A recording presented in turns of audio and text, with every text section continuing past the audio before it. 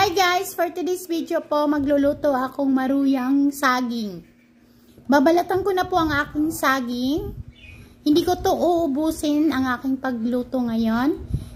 Magmerienda lang po kami. So, 6 lang po ang gagawin natin. Madali lang po itong lutuin yung ating maruya. Ang ating saging saba po, marami tayong pwedeng gawin sa pagluto. Ilaga or pinirito or maruya, katulad nitong gagawin ko. So ngayon, madali lang po ito at napakasimple lang po mga ingredients. Yan, tapos ako sa pagbalat, hiwa-hiwain po natin. Yung iba ini-slice, yung iba ay ginagawang katulad ng gagawin ko. I hope magawa ko. Yung hiwain na parang style pang maypay. Hanggang matapos, tandahan lang kasi matalas ang kutsilyo. So, ang ingredients po nito ay napakadali lang po. Harina lang at saka cornstarch, sugar, mantika, water, and then food color na yellow. Ayan. So, yun. Easy lang. And then, pwede na kayo makapag-merienda with your family. And then, pwede rin po itong gawing business. Kasi po, madali lang siyang lutuin. Maruya ay napakadali at napakalinamnam. So, dahil override na yung ating saging, konting sugar lang. So, yari na po. So, ang gawin po natin susunod, gagawa naman tayo ng ating pang-coat dito. So, ayan ang ating lagayan.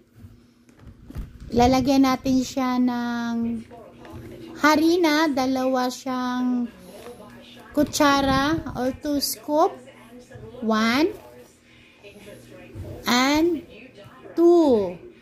So next, lagyan naman natin ng cornstarch.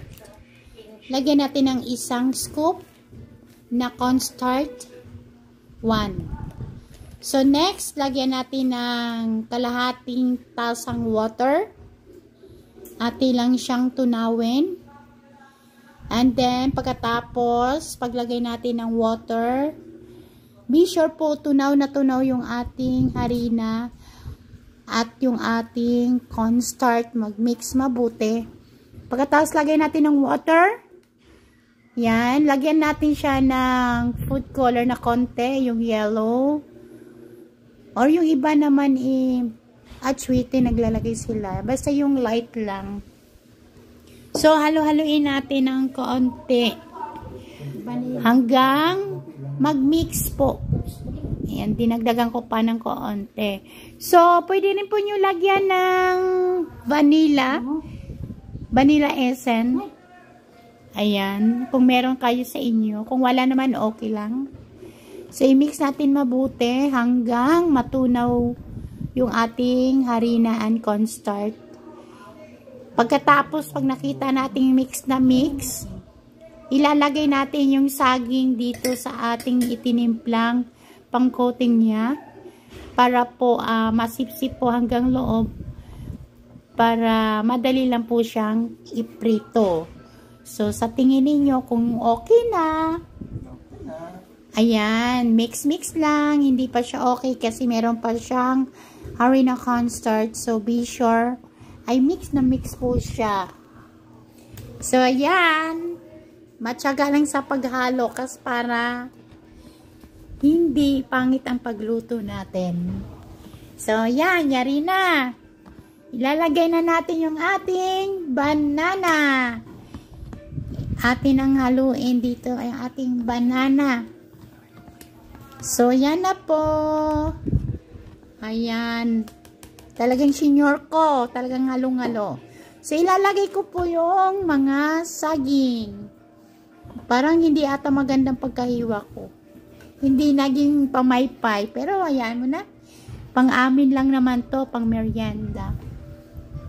So, pagkatapos, pag nakita ninyong na-coat na, nalagyan ng lahat, yung banana, ready naman natin yung ating pagpiprituan. Siyempre yung kawali. Ayan.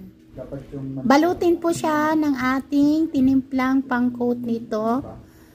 Hanggang wala na tayong makitang saging na kulay white. Yan. So ngayon, hinanda ko na yung aking kawali, pinainit ko na para lagyan na natin ng oil. Dito po sa pagluluto po ng ating maruyang saging, medyo marami pong oil para po talagang hanggang loob ay lutong-luto. So yung oil natin, pwede naman natin itong itago, salain lang para iprito naman. For example, magprito kayo ng isda or tuyo, kung ano man may prito, pwede po kasi malinis naman yung oil. Kaya lang manamis-namis ang oil. Ayan. Ilalagay na natin ang ating pong apoy dyan ay medium heat lang po. Huwag pong malakas para po hanggang loob ay lutong-luto. Ayan. Dapat mainit na mainit ang kawali para hindi dumikit ang saging sa kawali. At mainit na mainit din yung ating mantika. Ayun. Wag lang yung ulo ang mainit. Iba na yun. Okay. Tapos, patungan natin ang ating tinimplang coat para hanggang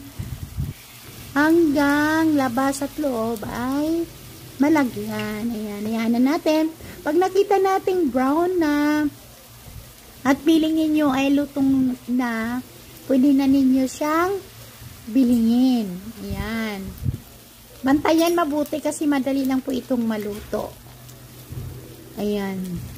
So, dito po sa banana ko, dahil medyo hinog na po talaga siya, madali lang po ito. So, baliktarin na natin dahil luto na yung kabila. Ayun o, wow. Nakakatakam ng tingnan yung ating maruyang saging. Diba?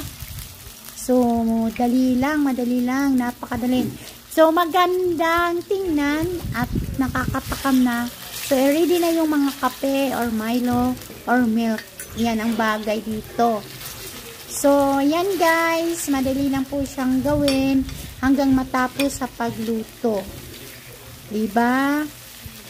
O, diba? Madali lang. Kaya, kung mahilig magluto, talagang magagawa. Luto na! So, guys, sana nagustuhan ninyo yung ating recipe for today. So, lalagyan ko na siya ng konting sugar. Ikakap lang. Pero, hindi po ako naglagay ng asukal sa saging. Siyempre, natural na sugar yon. Diba? Ang ganda tingnan. Yan, meron na tayong isang menu for today, maruyang saging. Okay guys, thank you for watching. I hope nagustuhan ninyo yung ating video for today at magaya ninyo ito sa inyo.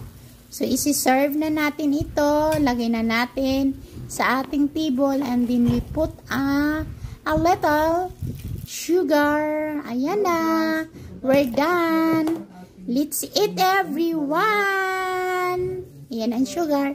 Thank you for watching. Bye. See you next time.